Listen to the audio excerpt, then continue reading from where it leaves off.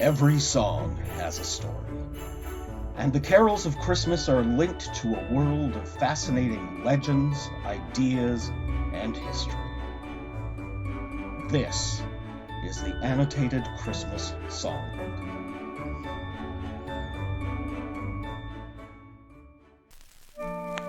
In 1943, a new Christmas song made its debut. Performed by the world's most popular crooner, Bing Crosby, it rocketed up the charts to the #1 position. I'll be home for Christmas, and you can plan on me. I'll Be Home for Christmas, with its longing for home and its images of the joys of a family holiday, became a familiar part of the Christmas songbook. But despite its immediate popularity, the BBC soon banned all broadcasts of the song for the most unusual and possibly most sympathetic of reasons. It was the middle of World War II, and although nowadays we think of it as being about a family member distanced by circumstance from their favorite Christmas setting, the song was actually written from the point of view of an active duty combat soldier posted overseas, desiring the comfortable familiarity of the family holiday home they might never see again. Although well-intended, for some soldiers it was a hurtful reminder of separation. For civilian families, it rekindled the pain of absences that continued to be endured. And for people who had lost loved ones in the conflict, the song's promise of reunion felt like a cruel jest. The BBC has banned the broadcast of many songs in the past for a variety of reasons. But the ban on this song may be unique in that it was not done out of a sense of offense, but out of kindness. Christmas is a time of joy, but it is no secret that even with all the glitter and glory of the season, when the holiday arrives, there are scores of people who find no reason to celebrate. Whether through separation, isolation, or deprivation, there are people who find that the joyous trappings of Christmas only seem to magnify their pain and sorrow, and what should be a day of renewal becomes at best another gloomy checkmark on the calendar, or worse, a tortuous reminder of the happiness they lack but everyone else enjoys. But even in the most profound sorrow, something magnificent can emerge. Take the case of Edmund Sears.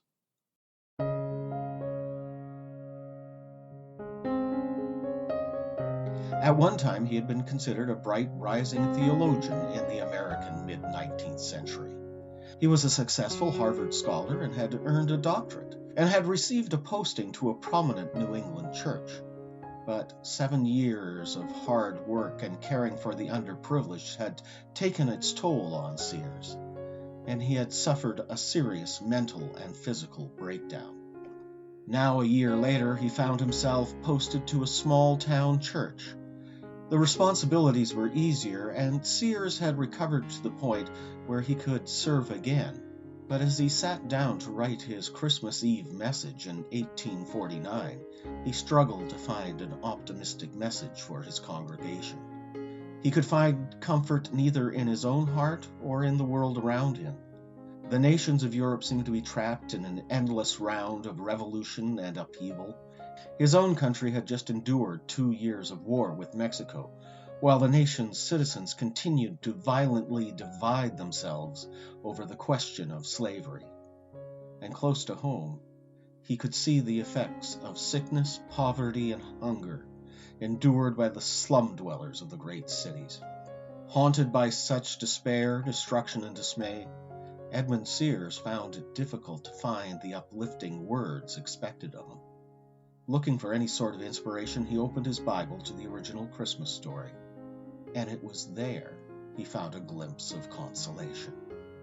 The passage describing the angels bringing their music and light to simple shepherds in the dark of midnight struck a chord. The words had kindled a flicker of solace in his heart, and he began to write not a simple message, but a poem. And that Christmas Eve, Edmund Sears delivered verses dedicated to the idea that there is hope even in hopelessness, and that there is the promise of better days ahead. The poem's title came from its very first words. It came upon the midnight clear. Others would later set Sears' message to music. In fact, there is one tune sung in America and another in Britain.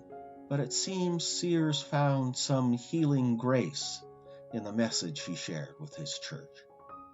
In the years after, he found the strength and spirit to become a fierce advocate of equal rights for women and a tireless opponent of slavery in all its forms.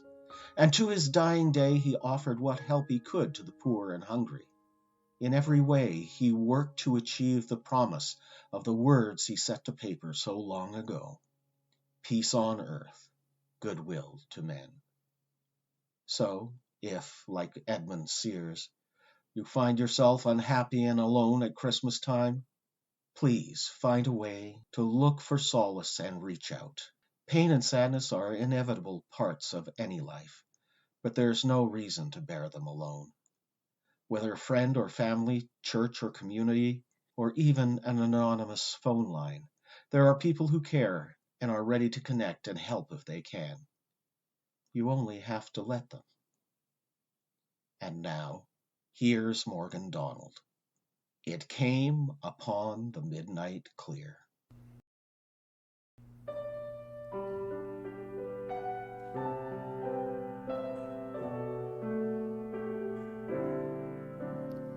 It came upon the midnight clear, that glorious song of old,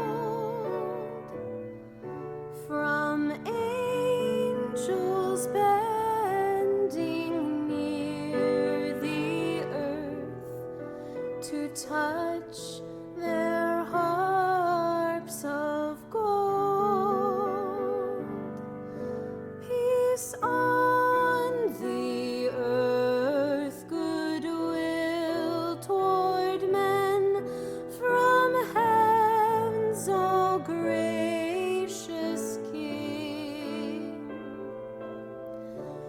The world in solemn stillness lay to hear the angels sing.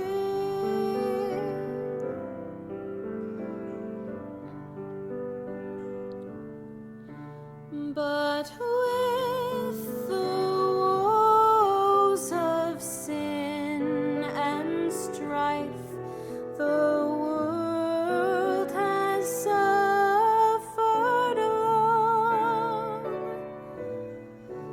Beneath the angels' train have rolled 2,000 years of wrong. But we, through din of war, hear not the love song which they bring. Oh, hush the noise, oh, still the strife, and hear the angels sing.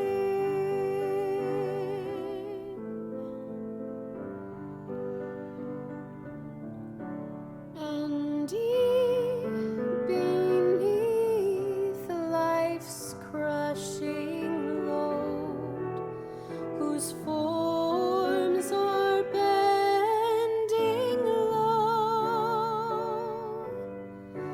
who toil along the climbing way with painful steps and slow.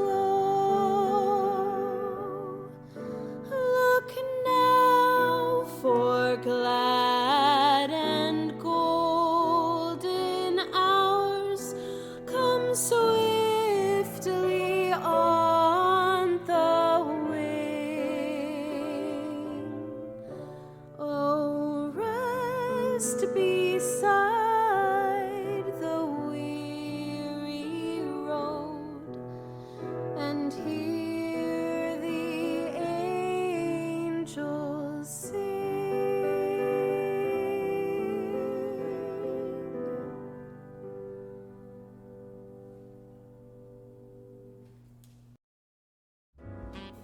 This has been the Annotated Christmas Songbook, created and written by David Belke.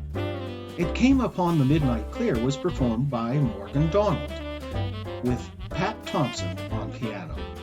Recorded by Danielle Key at Holy Trinity Anglican Church in Edmonton, Alberta, Canada. Intro music by Aaron Kenny. Outro music by Ease Jammy Jams. I'll Be Home for Christmas, performed by Eddie Howard and his orchestra. Incidental music performed by Akesh Gandhi. The Annotated Christmas Songbook is a production of Holy Trinity Anglican Church and the Acme Radio Project.